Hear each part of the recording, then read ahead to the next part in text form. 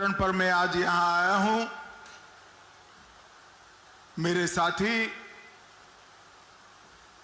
और महंत चांदनाथ जी के शिष्य महंत बालकनाथ योगी जी, मेरे साथी मंत्री श्रीमान भूपेंद्र भाई यादव जी, मंच पर बैठे हुए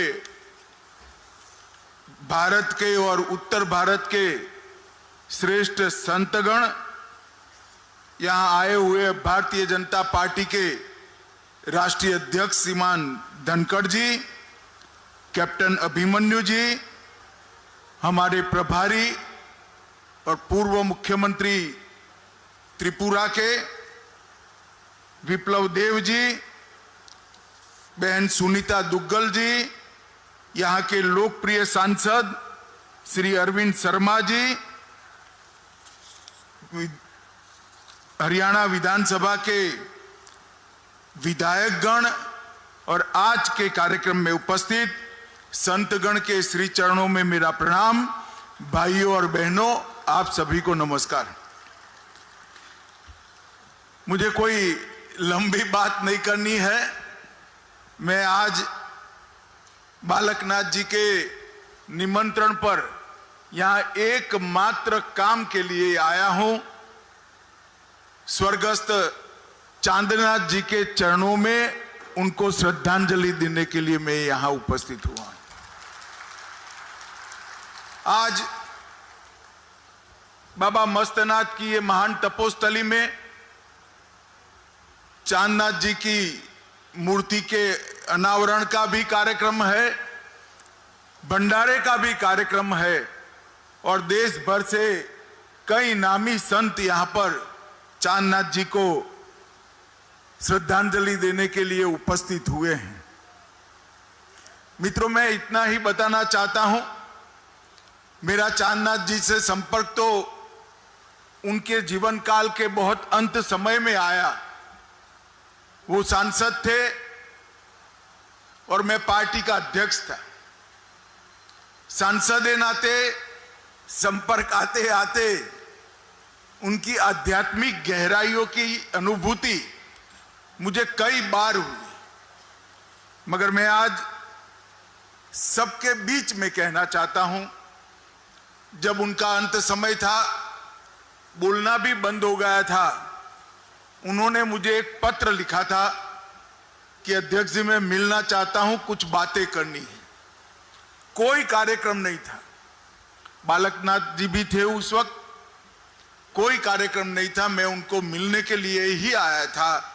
उन्होंने एक स्लेट पेन लेकर कुछ चंद बातें लिखी थी और मैं आज सबके सामने कह रहा हूं, इसमें से काफी बातें पूरी भी हो चुकी है, जिससे देश को बड़ा यश मिला। उन्होंने बड़ी दृढ़ता के साथ कहा था कि ये असंभव दिखते हुए सभी कार्य, इसके पीछे यत्न नहीं छोड़ना चाहिए। बहुत कम समय में ये कार्य पूर्ण होंगे और भारतीय जनता पार्टी के नेता नरेंद्र मोदी जी के हाथों में ही ये यश लिखा है। और मुझे ठीक याद है और मैं आज सबके सामने स्वीकार भी करना चाहता हूं कि मुझे कोई बड़ी श्रद्धा नहीं थी। मुझे लगा कि चांदनाथ जी का जीवन समाप्त होने को आया है, बड़ी पीड़ा से गुजर रहे हैं और शुभ भाव से आशीर्वाद दे रहे हैं, परंतु जैसे ही समय जाता गया, एक के बाद एक घटनाएं होती गई और साथ अर्थ में असंभव लगती हुई सारी बातों को मैंने अपने आंखों से होते हुए देखा है। ये इनके संकल्प का, इनके पुण्य का एक बल उन्होंने जो ये शुभ कामों के पीछे लगाया था, शायद इसका ही ईश्वर ने परिणाम दिया होगा। मित्रों, भारत अनेक संप्रदायों की भूमि, हजारों सालों से, अनगिनत सालों से यहां अनेक ऋषियों ने, मुनियों ने यहां तपस्या करते करते सृष्टि के अनेक रहस्यों को उजागर भी किया है और उसको आगे बढ़ाने का काम भी किया है। उसमें से एक संप्रदाय नाथ संप्रदाय है। नाथ संप्रदाय का स्थान हमारे हिंदू संप्रदायों में एक अद्वितीय स्थान रहा है और कहते हैं कि नाथ संप्रदाय की शुरुआत आदिनाथ स्वयं शिव ने की है। मैं बहुत बाल्यकाल में अजंता इलोरा की गुफाओं में गया था और वहां शिव जी की जितनी भी प्रतिमाएं हैं वो सारी प्रतिमाओं के कान में कुंडल मैंने देखा है। और नाथ संप्रदाय भी आज भी आदि गुरु की स्मृति में कान में कुंडल लगाकर वो परंपरा का वहन करता है। और नाथ संप्रदाय में 9 नाथों की परंपरा में इसी स्थान पर महंत चौरंगी नाथ से लेकर बाबा मस्तनाथ से लेकर यहां पर अब बालक नाथ जी तक कई संतों ने समाज सेवा के अनेक आयाम यहां घड़ने का काम किया है। और इसी के कारण आज इस मठ के प्रति पूरे पंथक में, चाहे हरियाणा हो चाहे राजस्थान हो, एक श्रद्धा भाव का प्रादुर्भाव हुआ है। और इसके साथ साथ मठ ने आरोग्य और शिक्षा के क्षेत्र में भी कई महत्वपूर्ण संस्थान भी बनाए और एक प्रकार से यज्ञ भी चालू किया। मुझे मालूम है जब कोरोना का काल आया मैं सभी स्वयंसेवी संस्थाओं से बात करता था। हरियाणा में जो 5-6 संस्थाओं से मैंने बात की थी, इसमें एक बालकनाथ जी से भी बात करी, परंतु अविरत रूप से इस मठ ने आगे बढ़कर यहां पर सेवा का एक यज्ञ करा था। और यहां पर 8वीं शताब्दी से जो सेवा की परंपरा चालू रही है, महंत चांदनाथ जी को भी मिला था और अब उनके शिष्य बालकनाथ जी ये परंपरा को आगे बढ़ा रहे हैं। भारतीय जनता पार्टी कई बार संतों महंतों को नीति घड़ने वाले हमारे स्थानकों में प्रवेश का प्लेटफॉर्म रही है। महंत चांदनाथ जी भी राजस्थान में विधायक रहे, बाद में अलवर से सांसद बने। बालकनाथ जी भी अलवर से सांसद बने, अब राजस्थान में विधायक बनने के लिए फिर से जा रहे हैं। और ये परंपरा जो भारतीय जनता पार्टी ने चालू की है, वो परंपरा से विधानसभाओं और संसद में अनेक संस्कृति को घड़ने के आयाम हमारे संतों महंतों ने हमारे कानून बनाने वाली संस्थाओं में रखे हैं। मित्रों, आज मैं जब यहां आया हूं तब एक बात का जरूर जिक्र करना चाहता हूं। अभी अभी एशियाई खेल 2022 समाप्त हुए और हम सब के लिए आनंद का विषय है और हरियाणा के लिए और आनंद का विषय है कि एशियाई खेलों में 100 से ज्यादा पदक जीतने का सबसे पहली बार आजादी के बाद भारत को सम्मान मिला है।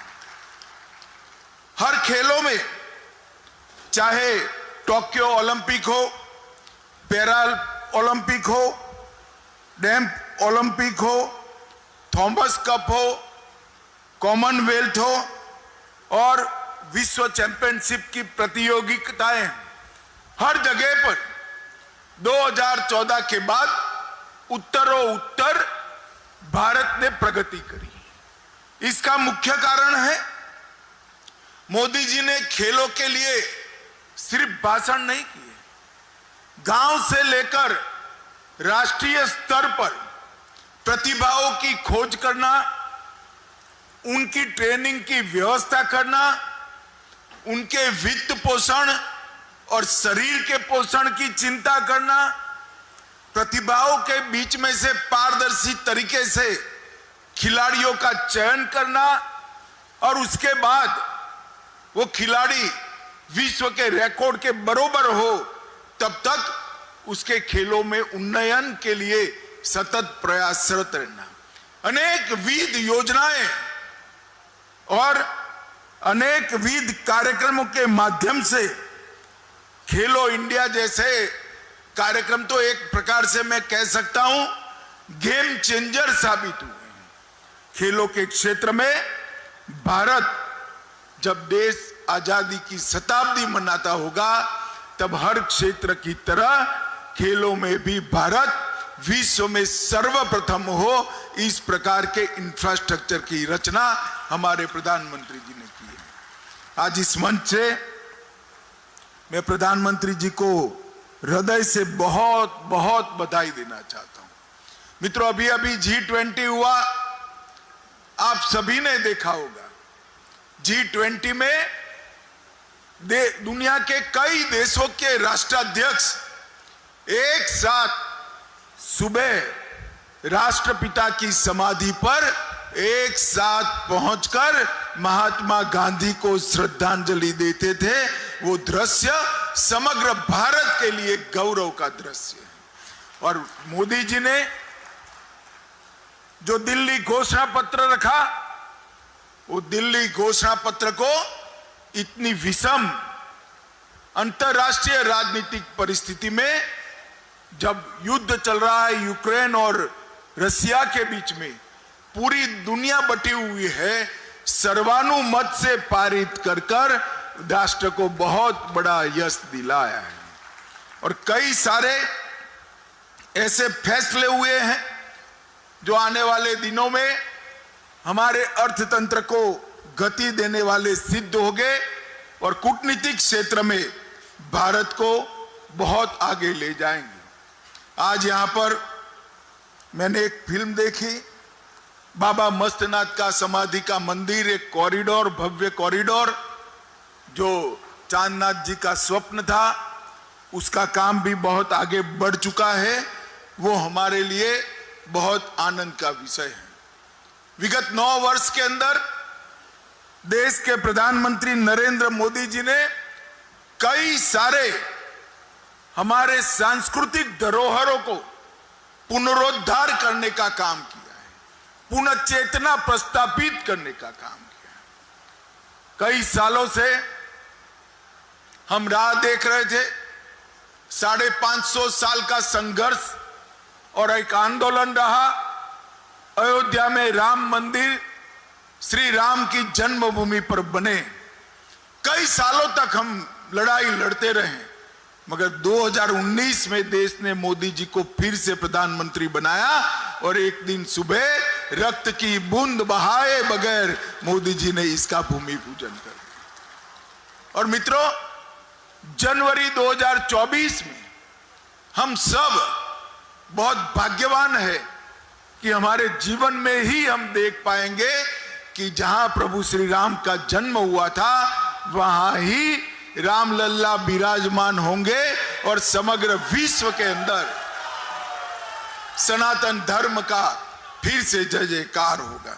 इसके साथ ही औरंगजेब के समय में तोड़ा हुआ काशी विश्वनाथ कॉरिडोर फिर से बना, उज्जैन में महाकाल कॉरिडोर बना, सोमनाथ सुवर्ण से मंडित हो रहा है, केदारनाथ और बद्रीनाथ का पुनरुद्धार हुआ, करतारपुर कॉरिडोर बना और कश्मीर में शारदा पीठ आदि शंकर की शारदा पीठ की पुनः स्थापना करने का काम यही 9 साल। ये 9 साल एक प्रकार से हमारे सांस्कृतिक पुनर्जागरण के 9 साल है। योग के माध्यम से मोदी जी ने समग्र विश्व के अंदर योग और आयुर्वेद को, भारत की ये पुरातन हमारे ऋषि मुनियों की धरोहर को लोकप्रिय बनाकर आगे बढ़ाने का काम किया है। और इसके साथ ही काशी तमिल संगमम, काशी तेलुगु संगमम और काशी सौराष्ट्र संगमम के माध्यम से दक्षिण और उत्तर को जोड़ने का काम भी मोदी जी ने कहा है। और पार्लियामेंट का जब नया बिल्डिंग बना तब पूरे विधि विधान के साथ चोल साम्राज्य के प्रतीक धर्मदंड सेंगोल को हमारी पार्लियामेंट के अंदर प्रस्तापित करने का काम नरेंद्र मोदी जी ने किया और इससे समग्र देश के सांस्कृतिक और आध्यात्मिक आंदोलन को एक बहुत बड़ी गति और चेतना मिली है। आज यहां पर महंत चांदनाथ जी की मूर्ति का अनावरण हुआ है, भंडारा भी हुआ है। महंत चांदनाथ जी के मेरा संपर्क उनके जीवन के अंत काल में ही आया, परंतु कई बार उन्होंने मुझे कई प्रकार की आध्यात्मिक अनुभूतियां कराई है। मैं महंत चांदनाथ जी को आज बड़े मन के साथ भावपूर्वक श्रद्धांजलि देता हूं और आशा करता हूं कि बाबा मस्तनाथ की तपोस्थली ये भूमि से अभी भी सैकड़ों सालों तक सेवा की और धर्म की सरवाणी यहां से बहती रहे और लोगों के जीवन का कल्याण हो। यही ईश्वर प्रार्थना के साथ मेरी बात समाप्त करता हूं। वंदे मातरम। भारत माता की जय।